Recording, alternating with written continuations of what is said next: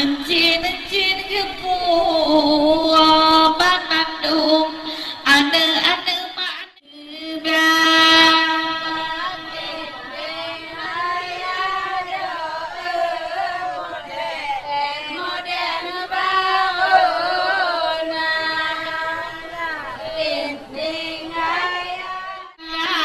gelang kamani gede muka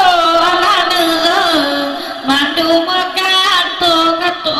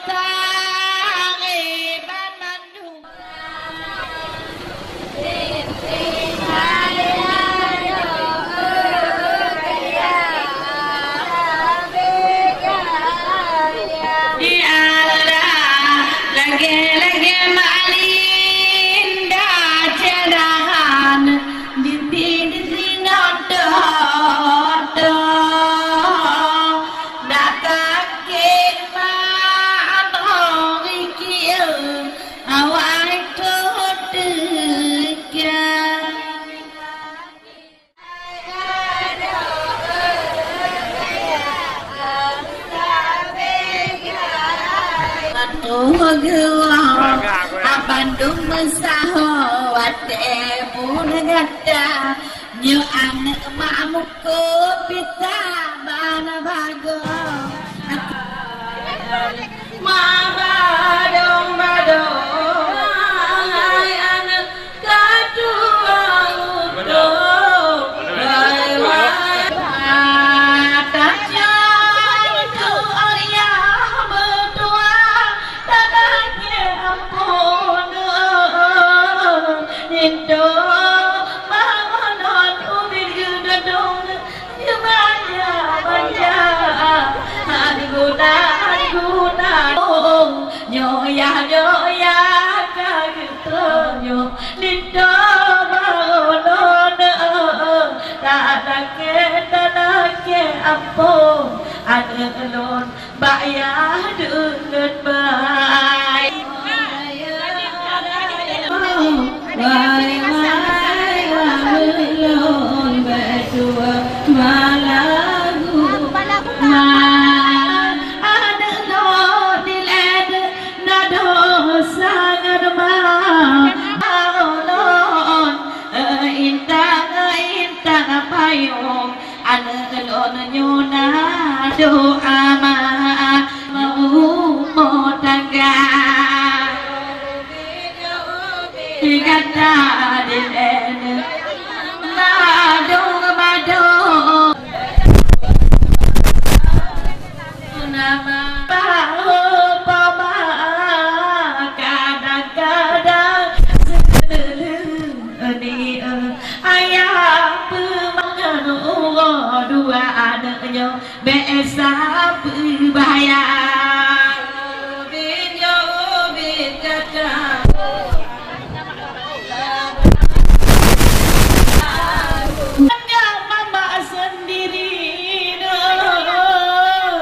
Hudin menepi adanya lama rumah payo kanelo tabara guna beo katena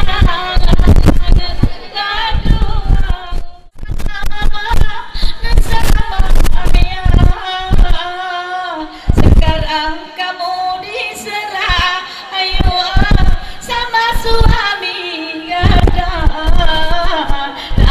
laki ampun biar nggak susah oh sayang ada doa mama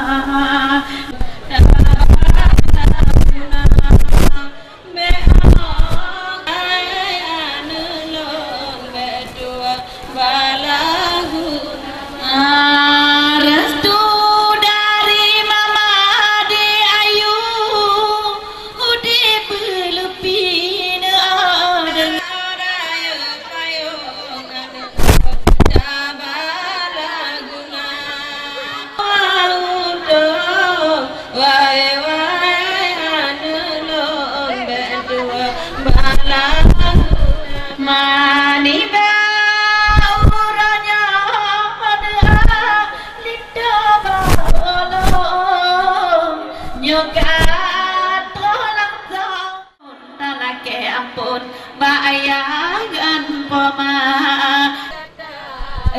ane emak abado bado raya raya payung ane lut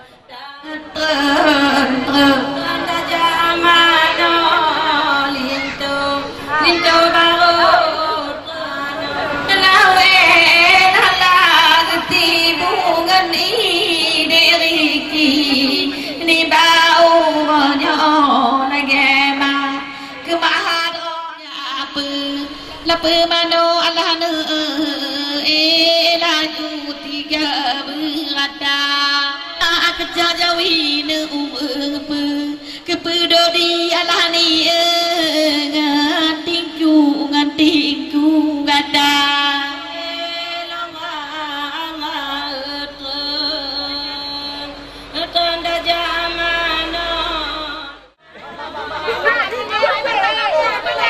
manodok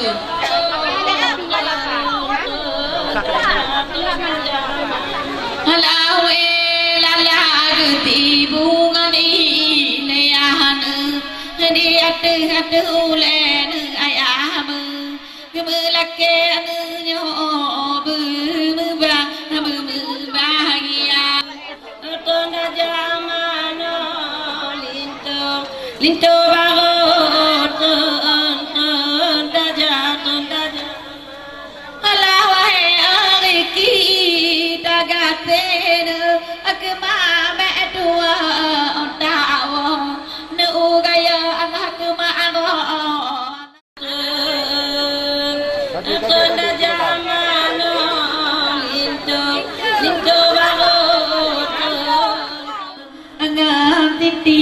titi hawa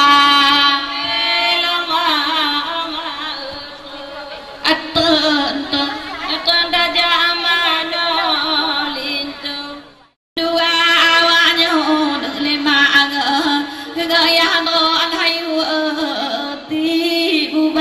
tibu bandua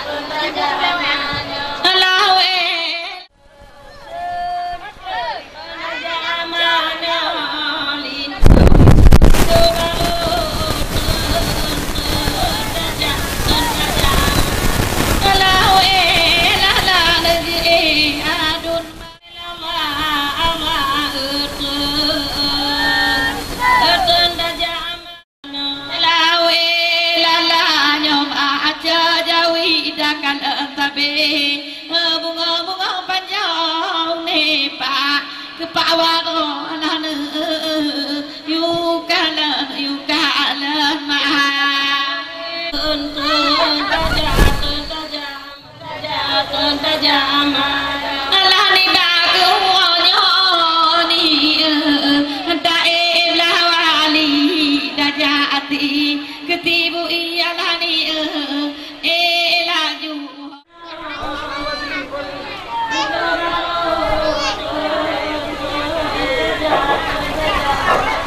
alah bohong ijal pitabe gata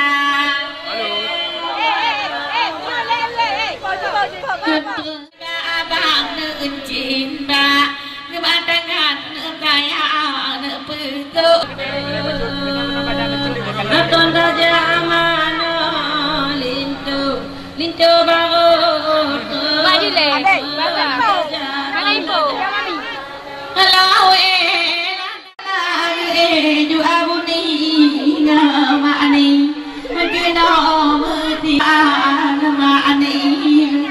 tak tinggal mak tahu nu gaya anak lagi tak teraya mak ani kata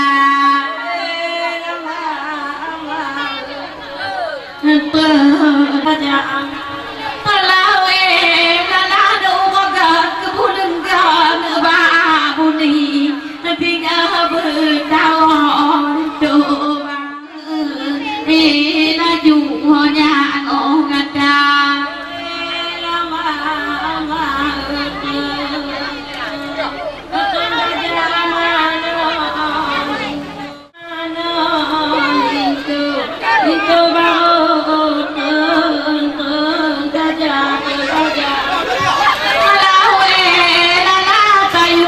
Kalan mak singa ba mace tahu nu gaya itu ba bawo yo ano lawe lala dae jumat dengar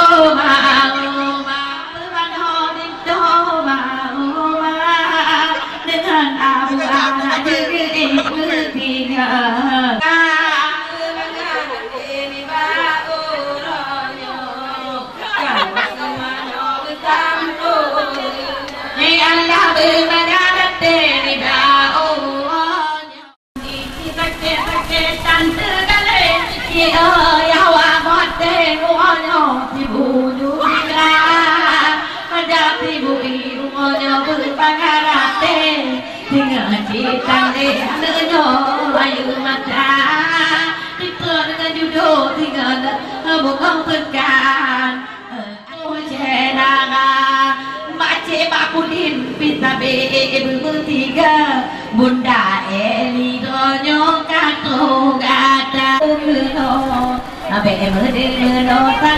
cera anak mangku bisa bertiga cera jago dengan macam ada apan tahu jaduan kamu pantai apan di lemang dino bahkan dulu ketinggal ada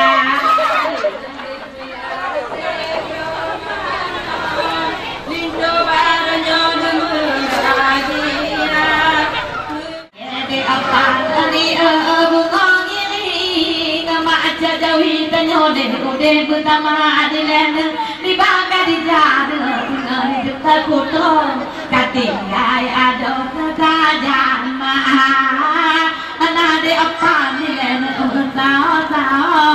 datang bangga tahu jadua ikut nom tahu di lembang bungong panjang ke kanan oleh mabe mati pun baan ngada alam mabe tu wajah tahu ada kanya katung tentang cedang ngada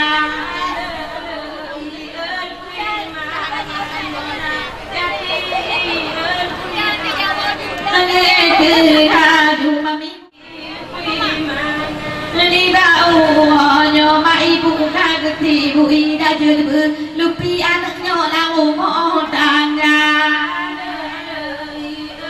lagi macam ibu honda jadi ibu ibu oh iri ate berman أعوذ بالله من الشيطان الرجيم بسم الله الرحمن الرحيم والحمد لله رب العالمين والصلاة والسلام على أشرف الأنبياء والمرسلين وعلى آله وصحبه أجمعين اللهم إنا نسألك رزقك وجنة ونعوذ بك من سخطك والنار اللهم إنك غفور كريم عليم تحب اللهم هي السماء المقتل فيه وكرز أنت ربي وكان لمن صبر ولا ذكر الله أبا ودعنا ومن بدا اللهم وألفت بين إبراهيم وسيدي هاجر وألفت بين محمد صلى الله عليه وسلم وسيدي Khadijah di selamat kepanjang umur bermudah rezeki beliau dari mana bahaya Amin.